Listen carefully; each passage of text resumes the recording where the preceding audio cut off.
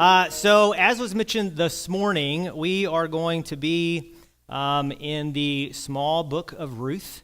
And so while you are navigating your way to this shortish book between Judges and 1 Samuel, I will give you a little bit of my own history and maybe some reasons why this book is meaningful for me. So at the age of 14, October 1994, it was a Thursday. I remember this because I was wearing my JV football jersey, number 45. Morning class, it's about 9:30. And one of the sheriff's deputies walked into the school and found me. And, for a 14-year-old kid who never does anything wrong, this was weird. And so to come to that point, my dad had battled leukemia for about 3.5 years. Had a bone marrow transplant, was in remission, had gone through all the chemotherapy, radiation treatment, and for anyone who knows what that torture is like, it burns you from the inside out. It destroys any immune system that you have. Before he had gotten leukemia, he was a drill and rig foreman. Worked for Amoco for a bunch of years. Loved to be outside. Loved to work. And so that's what I did growing up. All the time was just work. Our Saturdays, if we weren't at church, and on the weekends we were working. So to be bedridden in a hospital, having to endure all of these treatments, was torture for my dad. So when he was in remission, he was eager to get back outside and get to work, even though that most of his strength had left him. I still remember times where we were outside and he would kind of stumble because his body just did not have the same strength that it once did. And because he was so eager and so stubborn, he got a cold, and that rather than going to the doctor, that cold quickly turned into pneumonia, and then he quickly died because of his lungs filled up with fluid. And so the sheriff's deputy that came to school that morning was coming to take me to the hospital, where the ambulance had rushed my dad into the emergency room. And so I had gotten there. I think I was there about 30 minutes, before the doctor came out and said that there was nothing that they could do. They couldn't save him. So for a 14-year-old kid who was, loved his dad and loved working with his dad, it's kind of like, well, what's going on? So there was certainly a time there where I kind of wondered where God was in that moment. But God is always faithful. And so fortunately for me, my grandparents lived very close. And so I was very close with my grandfather, who I lived with some of my brothers, while my dad was 4 hours away in a hospital during his treatment. So we lived with our grandparents for about a year. So I was very close to my grandfather. In probably late 1998, while I was in college, I get a call that my grandfather has leukemia. But it is a different form of leukemia, and it is much more aggressive. So by May the next year, before I could even see my grandpa, he died. And that one, hard enough losing a dad, and then 4 years later, losing another losing a godly man who I just looked up to in every way. So that was 1999. Jan and I would get married later that year, and so he did not see me get married. 4 years later, Jana's dad died of leukemia. 2003, January. Yet another different type of leukemia. He did not have to endure the same kind of chemotherapy. So by that time, there were actual drugs that he was able to take, and so prolonged his life for several years. He felt good until towards the end, it seemed to all hit him at once. So in a 10-year period, there were times for us where we struggled. Yeah, I remember the tears, the heartache, but I also remember, for Jana going through it, being able to say, "Man, God has put me through this twice. I know exactly what you're going through." And then just being able to be there for her because the experience that I had gone through gave meaning to my tragedy. It allowed me to look back at what I had gone through in a different way. And I became thankful for that. And as hard as those times were in our lives, I still don't think they were the hardest. But all along the way, though, God opened and closed the doors that I could not see. Joining the military was willingly giving up control over where we went. And this came only after a time where we went through all of these things so that God could bring me to a place where I could completely and totally 100% submit to the Lordship of Christ, whatever it meant. God, I'd been through so much in my life, and I've seen how you can use the worst of circumstances for your glory. So I trust you. Whatever it looks like, I'm willing to walk through the doors that you open. And so over the last year, Jan and I have spent time on the back porch marveling at how we ended up right here. Of all the things that had to happen just the right way to bring us to this place. I'm sure that you can all think of times in your life where you've probably uttered that phrase, "When it rains, it pours." You probably all have your own stories. Some of you may be going through that time right now. But in the midst of life, it's easy to come to a place where we do question things. This can look differently for us all. So some might say, like I did, why do I have to be the one to go through these things? What's the purpose or meaning of it? For some, you start to wonder, is God even there? We think if there is a God, then why doesn't he care about me? Or maybe there is no God. We start asking all of these questions because we aren't able to look past our present circumstance. And being in the midst of trouble and tragedy and strife blinds us to the bigger picture. And so it's amazing how our own perspectives about life and how involved God is in our life shapes our response to these difficult circumstances. So in the moment, as I said, we lose sight of that bigger picture. We lose sight of who God is. So there's an old Indian parable, and I'll read this. Many of you will probably have heard it.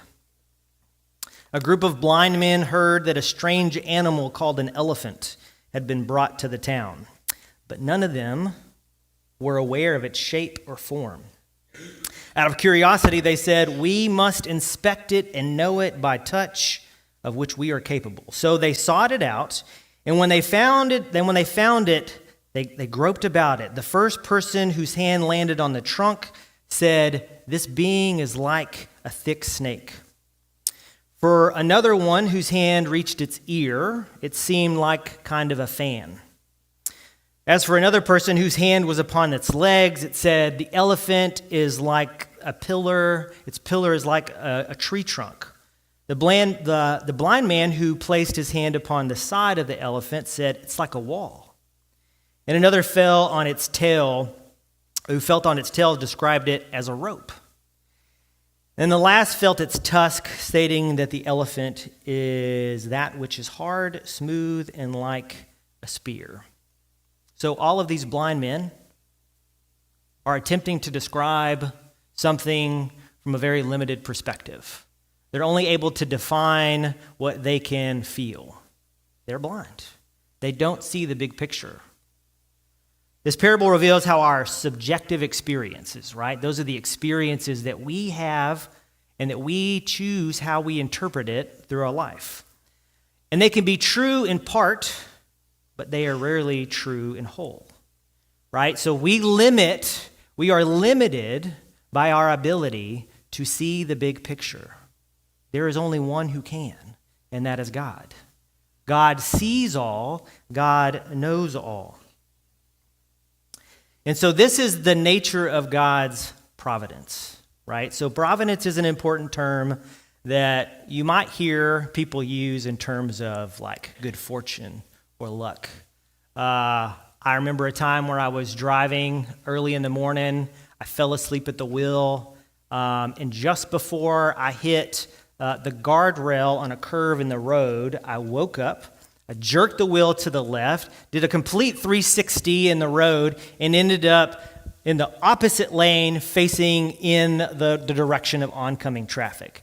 But luckily for me, it was still about 6:45 in the morning, and so there was a car coming over the hill but a ways away. And so I wasn't in any danger. I'd shakily steered the vehicle off to the side. And so I might say it was God's providence that I woke up just in the nick of time to be able to steer away, not hit the guardrail, to miss any kind of oncoming traffic and not be injured whatsoever. I could say that and I would probably be right. God's providence. But is God's providence only when good things happen? Or is it oftentimes equally present in moments that are bad? Because I've gone through bad things in my life, as you all have. But I have seen God work in those things, and I have seen God bring about good things in it. We cannot say that all things work together for good for those who love the Lord and according to his purpose, and only mean that all is all good.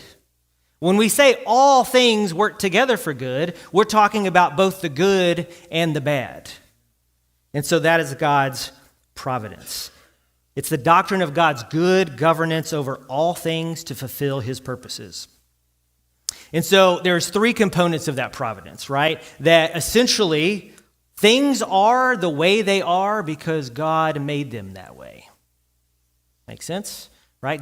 Things are the way they are because God created them that way. He gave them specific properties. The second component is that God keeps things operating according to how he created them.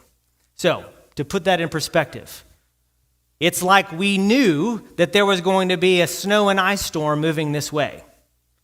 We predicted it. We weren't prophets, right? The meteorologists aren't prophets. They didn't look into a crystal ball and determine what temperature it was going to be and if we were going to get snow or ice and what the prediction of how much, right? We have these things called weather patterns that, 2,000 years ago, they thought that was some sort of wind god, right? That was angry with them because they didn't sacrifice their child or whatever, right? So we know based on all of these properties and the factors about how and why God made things the way he did, we can start seeing evidence that God created things in an orderly fashion, sometimes those orderly fashions result in a hurricane that produces devastation. Sometimes those orderly things like weather patterns creates things like ice storms and power goes out. And there are casualties. So we're not saying that God causes these things, but because of God's creation and because of weather patterns being what they are and all these properties, those things do happen. But God can use anything, and he can work in and through anything to bring about good and to accomplish his will and his good purpose.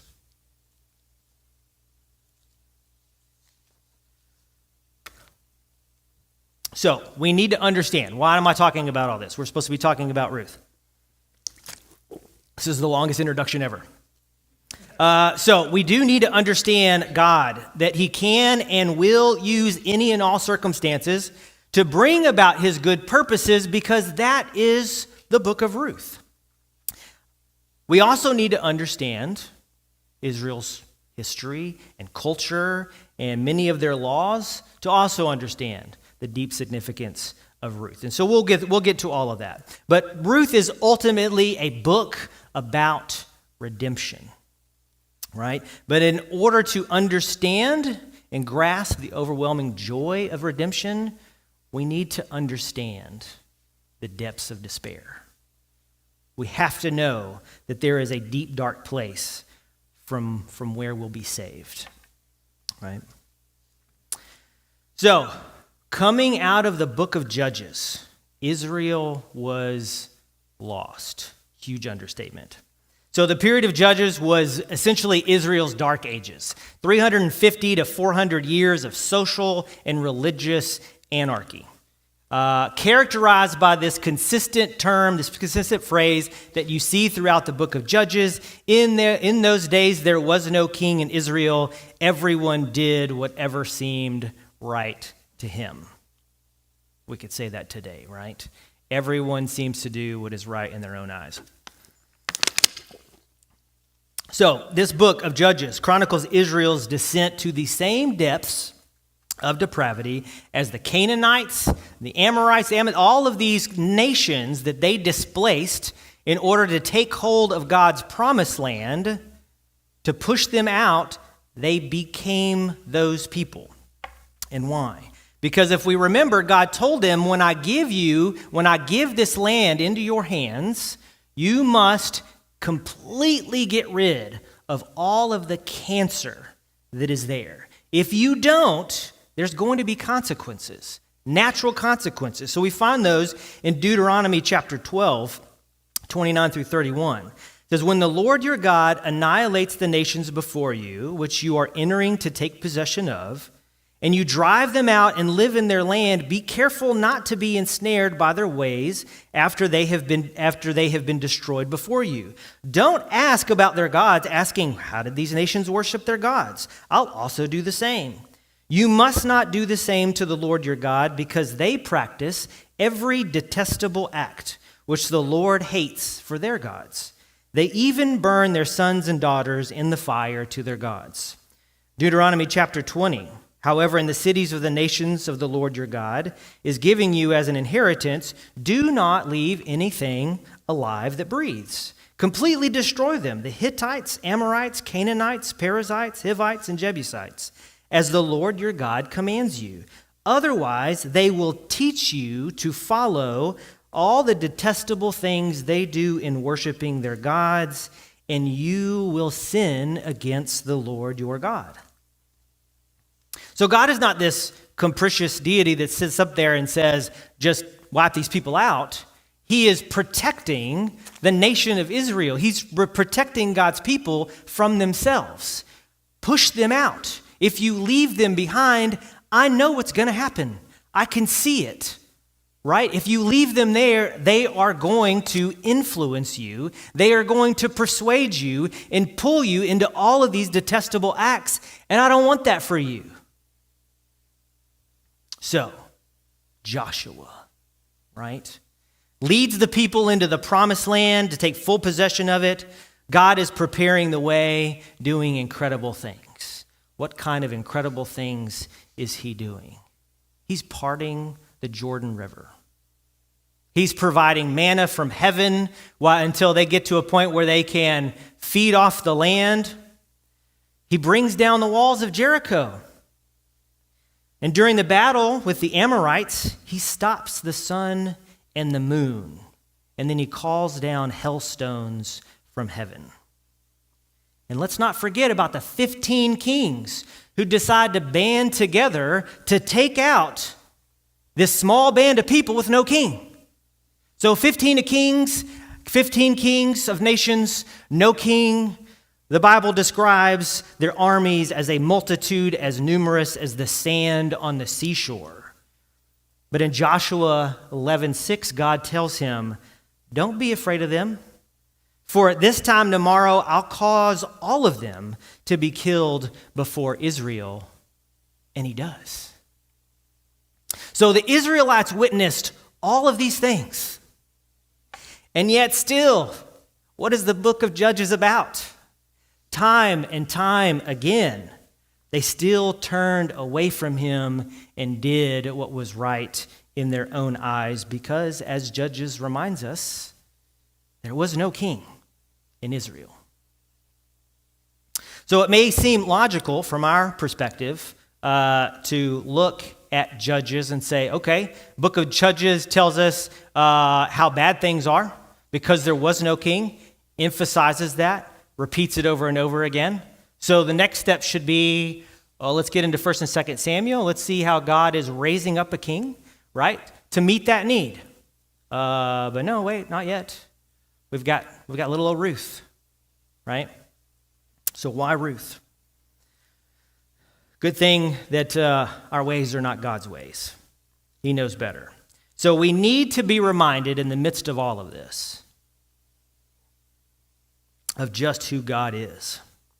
He's not some distant, all-powerful, unknowable deity who deals with nations, but that he's also this intimate, loving, merciful Father that is involved in the regular, mundane events of our life, sometimes joyous, sometimes tragic, but he's in the midst. He's in the midst of it all, working for his good purpose. And that's where Ruth comes in. It's like in the midst of it all, it's like, I want to make this personal to you. I want you to not get lost in all of these things that are going on, in this giant arc of history that's covering hundreds and hundreds of years in a chapter in your book. I want to take a moment so that you understand how much I love you and what I'm doing at the individual level to bring about my good purpose, not just for them, not just for Israel, but for you as well. So then Ruth, man, beautiful layered story that I feel like is a key that unlocks a prison cell. If Israel is in a deep, dark dungeon, black as night, with no hope whatsoever, Ruth is like the ray of light that is the sunshine and hope that unlocks the door and frees them up. So, finally, let's unlock the door. Sorry that was so long. So luckily, tonight we're only going to cover the first 5 verses of the first chapter. There's a lot in this book. Although it's short, it's kind of like the ocean, right? I can see the water, but it's not until I start to explore its depths that I see how vast it is, right? So almost kind of like that iceberg. You see a little bit of top, but there's so much underneath. So as we go through this, we're going to dive, like I said, into some of the culture and the laws that gives us context, and it's crucial to understanding its significance. We've already talked a little history, but there will be more to come. And then finally, as I mentioned, we're going to kind of talk about how this book fits into the overall arc of the biblical narrative that helps to point us to Jesus. So, finally, here we go. But wait, just remember, Judges, super dark. right? Super dark time. And so the book of Ruth begins in the midst of that time period. So we're going to get a glimpse into a very dark time for a family. And see how God is moving right in the midst of Israel's rebellion. Okay, so starting in the first 5 verses. So I'm just going to kind of go with the verse 1 here. During the time of the judges, there was a famine in the land. Okay, I'm going to stop right there. So we said this was about redemption, right? See, Jack, I told you this is really deep. But there's like you only got one sentence in. What could be there? It's a famine in the land, right? They're not growing anything.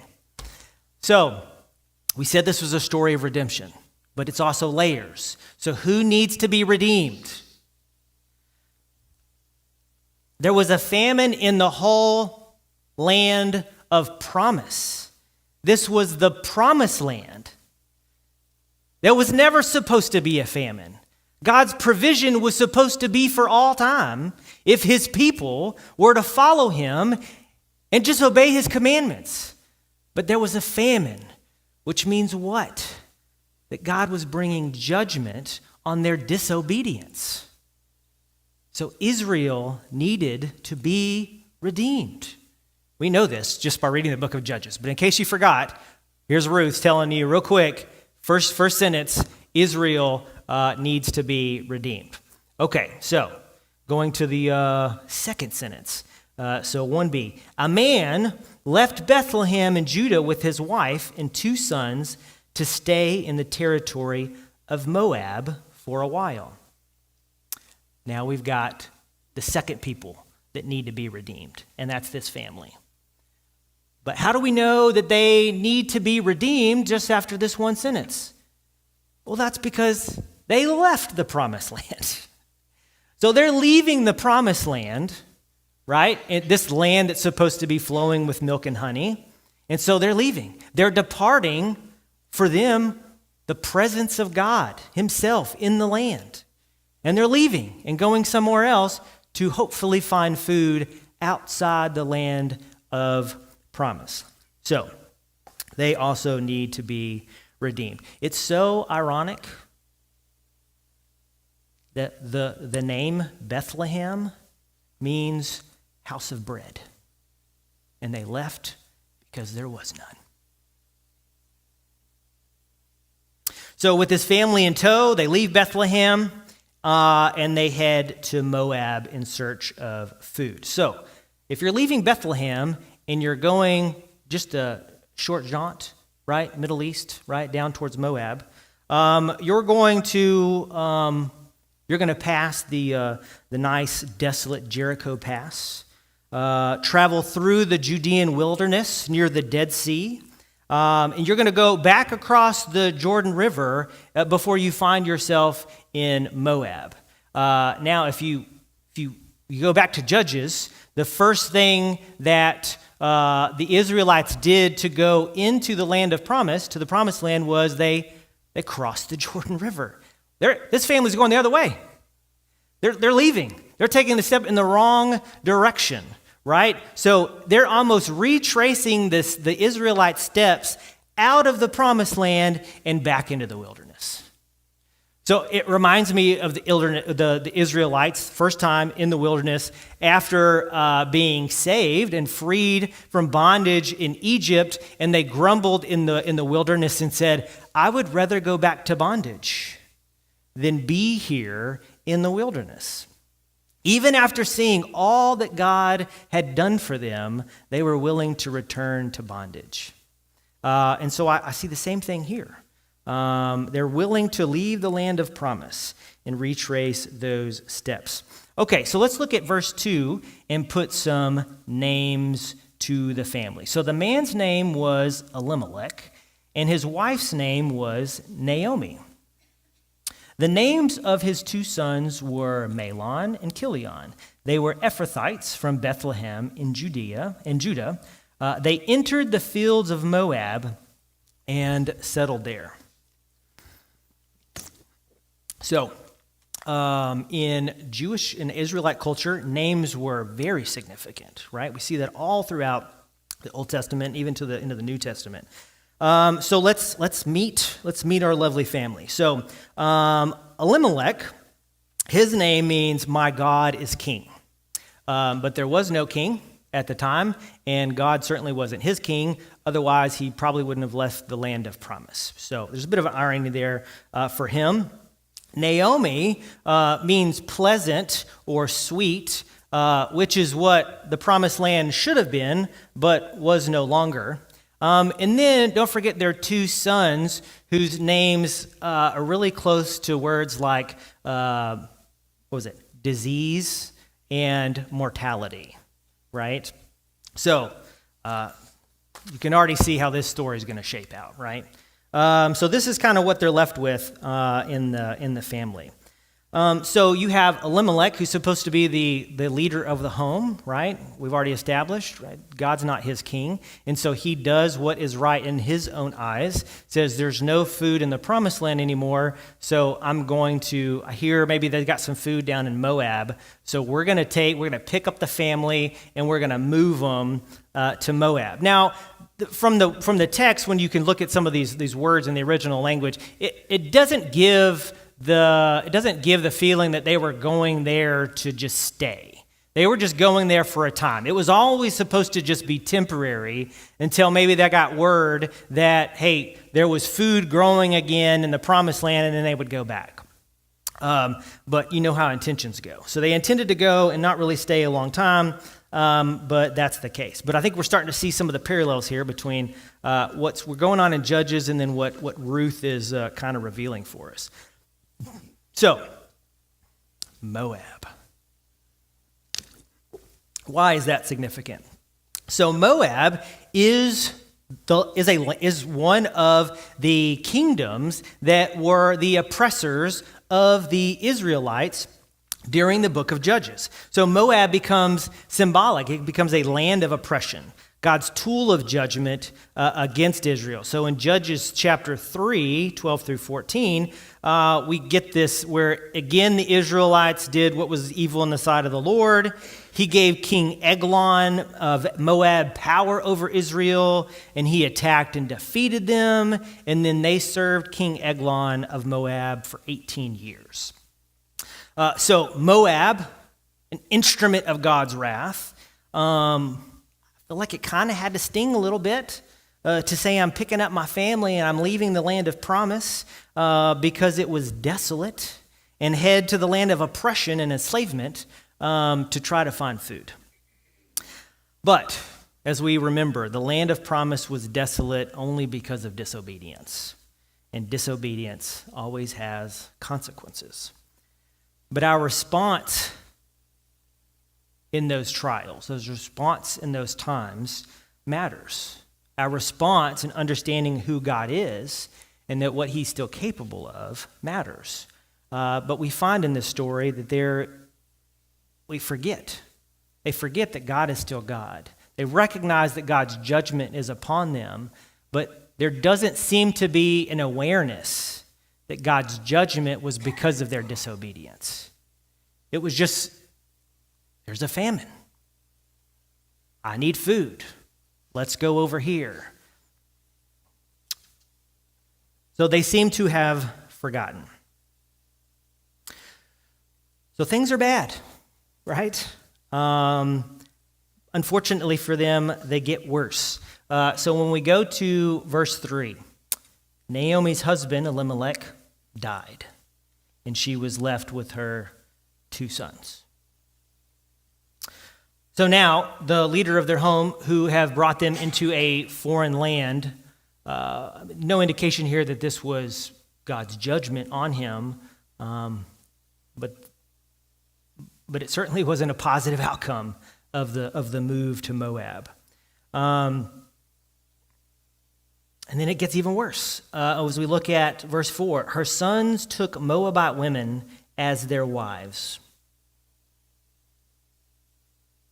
One was named Orpah, and the second was named Ruth. After they lived in Moab We'll get to that part. All right, so her sons took Moabite women as their wives, full stop, right? Like, it's rough. We're talking about a law. There was a law against marrying women from outside of the Israelite community. Why? Because they would take them away from God. So, Deuteronomy chapter 7, do not intermarry with them. Do not give your daughters to their sons or take their daughters for your sons, for they will turn your children away from following me to serve other gods. And the Lord's anger will burn against you and will quickly destroy you. And then later in Numbers 25, while Israel was staying in Shittim, the men began to indulge in sexual immorality with Moabite women, who invited them to the sacrifices to their gods. The people ate the sacrificial meal and bowed down before these gods. So Israel yoked themselves to the Baal of Peor, and the Lord's anger burned against them. So this is what Moab represented to the Israelites. Not a good place. So things are bad. But wait, there's more. So as we mentioned, they lived there 10 years. That's a long time for a famine to happen. But it says after about 10 years, both Mahlon and Chilion also died, and the woman was left without her 2 children and without her husband. So now Naomi, no husband, no sons.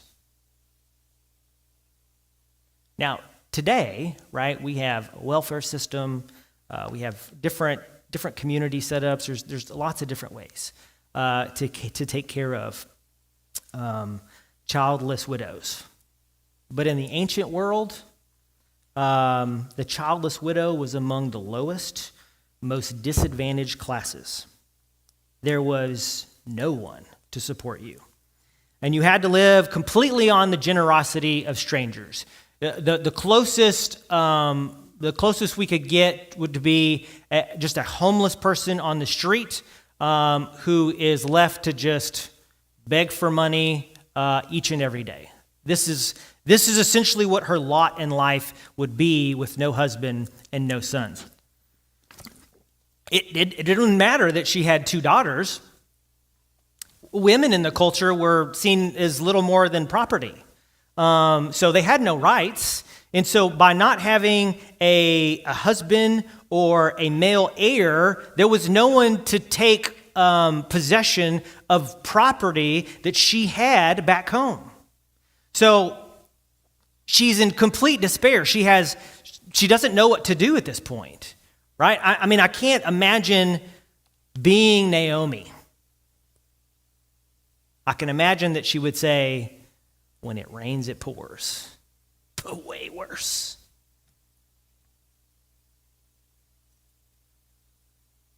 Your future seems completely lost. Because for her, her future only would have been through her husband or her 2 sons. And with them all gone, in a land of oppression, not at home, she has nothing. She has no hope. So like the Israelites in Judges, she's in a deep, dark cell. It's pitch black. There's no hope. And she's just looking for a ray of sunshine. So most certainly, Naomi is in need of a redeemer.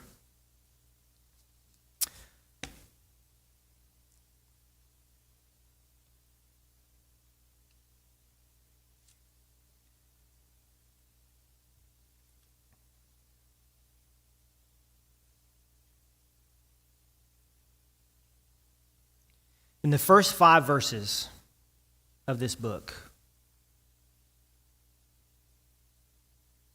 if you think about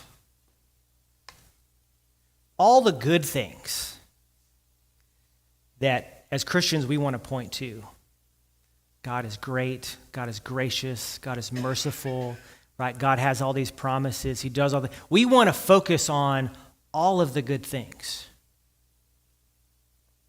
But the reality is that life is not just made up of all good things. There are constant struggles. Sometimes the day-to-day, you get so lost in just a repetition of day to day. Sometimes it gets lost in what's the meaning? What's the purpose of all this? Surely God has something greater in store than just the everyday. And that can weigh on you over time when you don't see a light and when you don't see the hope. So I hate to leave it in a dark place, but that's where Naomi was. Probably felt like an eternity in a dark place. And I know the Israelites were in a dark place for a very, very long time. But if we've all read the book of Ruth, we know there's a happy ending. So we know what it is. But isn't that just like the Christian life? We know there's a happy ending. We know the end comes. We know Christ comes back. We know what that looks like. But yet, don't we too forget? We get lost in the moment, in the day-to-day struggles, in the tragedies that we see around us. And we forget. We forget about that victory that we have in Jesus. We forget that we know the end already. We know how the story ends, and yet we're still living like Naomi, lost and in despair and not knowing that God is even there working in the midst of it all.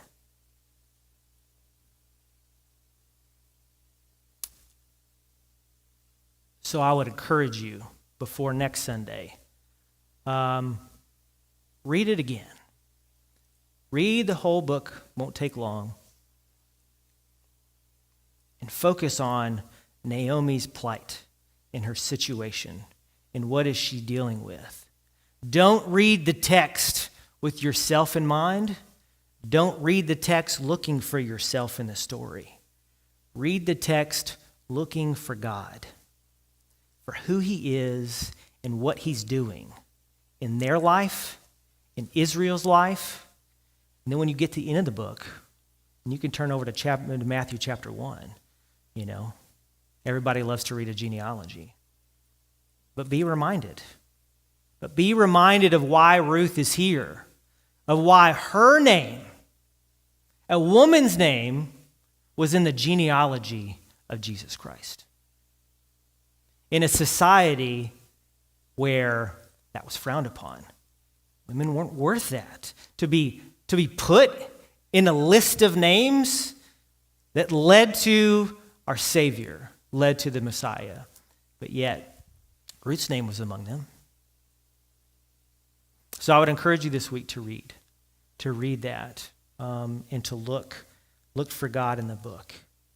And then next week, it'll get a little brighter.